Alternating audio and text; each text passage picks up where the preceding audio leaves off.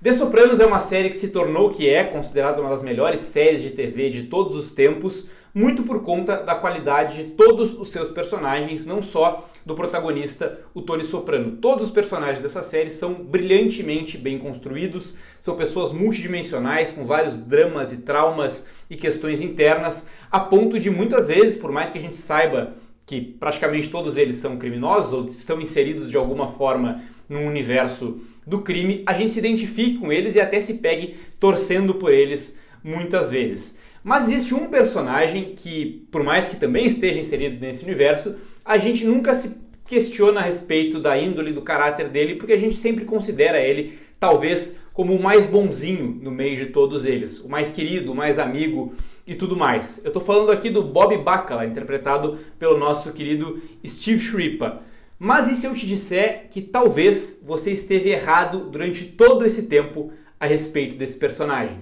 Oi, eu sou Henrique Massaro, aqui nesse canal eu falo sobre filmes e séries, falo muito sobre The Sopranos, vou voltar a fazer isso, inclusive se você gosta de The Sopranos, já deixa o like aqui nesse vídeo e fica até o fim porque eu tenho uma novidade muito especial que vai começar aí nas próximas semanas aqui no canal que eu quero compartilhar com você no fim desse vídeo. E hoje então chegou a vez de falar sobre uma teoria que eu encontrei na internet num canal gringo chamado Cine Rant, que eu vou trazer aqui para vocês. Eu mencionei ela num vídeo aqui do canal e desde então alguns de vocês têm me pedido para falar sobre ela. Eu vou fazer aqui um trabalho não só de tradução desse vídeo que está em inglês, mas fazendo os meus comentários, né, para a gente conversar um pouquinho sobre isso. Será que o Bob Bacala, afinal de contas, não era definitivamente um cara legal?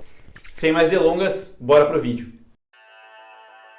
A primeira vez que nós vemos o Bob Bacalieri, também conhecido como Bob Bacala, é no segundo episódio da segunda temporada de The Sopranos. Ele é um homem sob o comando do Júnior Soprano e que vai ganhando importância no decorrer da série, até se tornar um dos personagens mais importantes e queridos pelo público. À primeira vista, ou até mesmo até o fim da série, nós vemos o Bob como um cara grandalhão e meio bobão, gentil, carinhoso, tímido e até meio ingênuo. Como ele está sempre cercado de criminosos, muitas vezes assassinos, essa personalidade dele se sobressai ainda mais, quase que contrastando com todas as outras pessoas. Ele também é amoroso com os filhos e, diferentemente dos outros gangsters, parece ser fiel à sua esposa Karen. Tudo isso muitas vezes faz com que ele seja lembrado como o único cara do bem de toda aquela organização criminosa. Mas como todos, absolutamente todos os personagens de Sopranos, uma análise mais aprofundada do que a percepção inicial sempre é possível.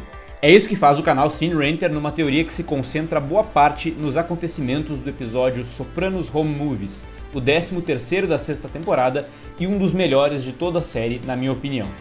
Esse episódio, como vocês sabem, mostra uma das raras vezes em que o Bob perde o controle partindo pra cima do Tony quando os dois estão bêbados. Mas mais do que agredir o chefe, ele ganha a briga.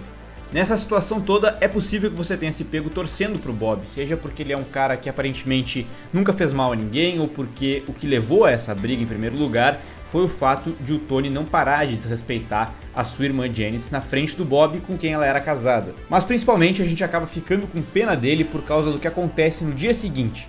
Inconformado por ter perdido uma briga para um dos seus subordinados na frente da sua família, o Tony meio que pode fazer o que bem entender com o cunhado. Mas em vez de expulsá-lo dos negócios ou mandar o Bob dormir com os peixes, coisa que lhe traria muitos problemas e deixaria claro o seu recalque, o Tony faz algo muito mais inteligente e sádico. Ele manda o Bob matar uma pessoa pela primeira vez na sua vida. Para tornar tudo ainda pior, a foto do alvo que o Bob recebe é do homem com a sua família. O Bob cumpre a missão sob muito sofrimento, à beira do choro o tempo todo, e é como se a gente visse a humanidade daquele cara sendo arrancada dele. Nesse momento é meio inevitável sentir pena do Bob e raiva do Tony por obrigar esse cara a matar pela primeira vez.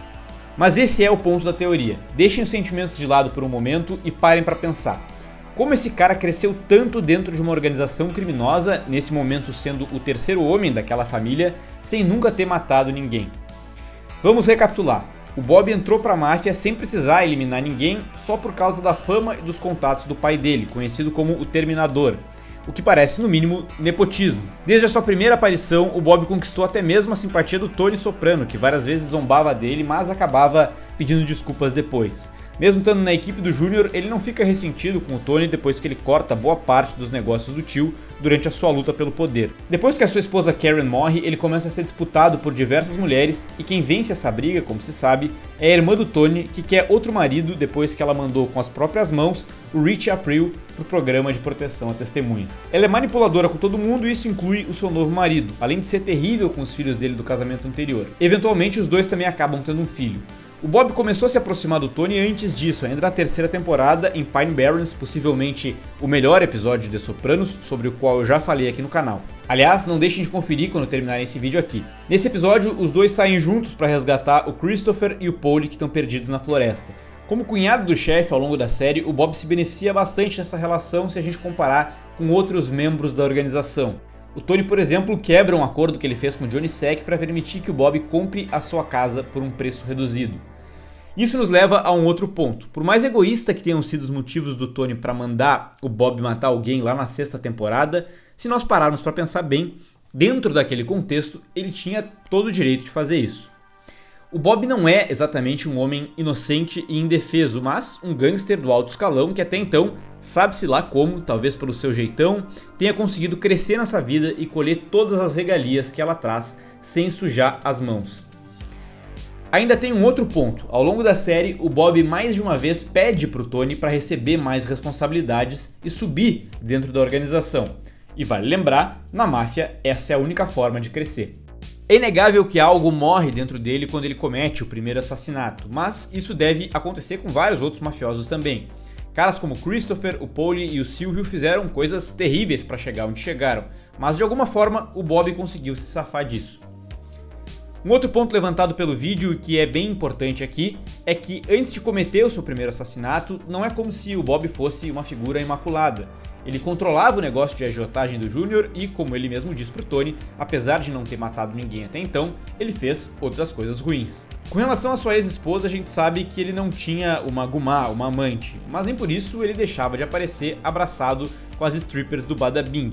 Nós não temos como saber se ele não traía ela de fato. O Bob também não parece nenhum peixe fora d'água no meio dos mafiosos. Ele ri impiedosamente quando o Paulie faz uma piada extremamente pesada sobre a filha de um Christopher alcoólatra durante uma recaída.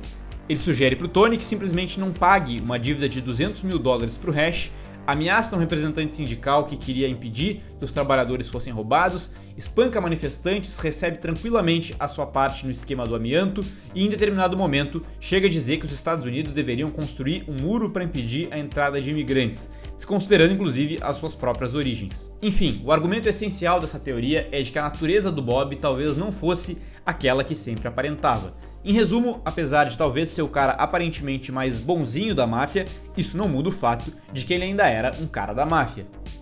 Com o tempo, seu lado ruim foi se aflorando mais, é verdade, mas muitas vezes devido à sua própria ambição. E é desse jeito que ele morre, como um mafioso do alto escalão.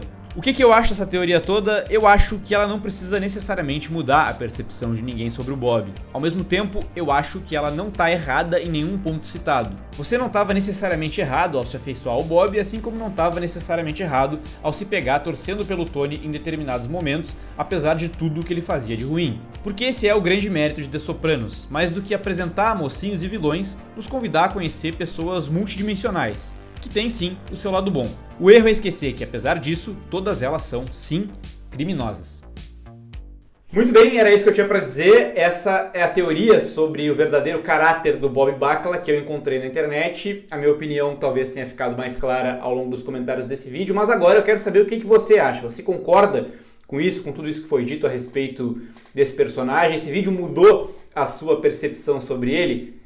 E calma, eu sei que eu falei que tinha uma novidade no fim do vídeo, eu quero dizer que como eu anunciei já há alguns meses, agora eu pretendo, provavelmente vou estar colocando em prática a partir da próxima semana, das próximas semanas aí, uma série de vídeos só sobre The Sopranos. Eu me proponho aqui a fazer uma análise de cada um, uma crítica, mas mais que uma crítica, uma análise de cada um dos episódios. Vamos começar pela primeira temporada, vamos fazer um vídeo por semana, falando sobre a primeira temporada de The Sopranos. Eu conto contigo aí que gosta dessa série, que gosta dos meus vídeos sobre ela, para me acompanhar aqui para eu poder seguir produzindo esses vídeos. Os vídeos de The Sopranos foram alguns dos que deram mais certos aqui no canal.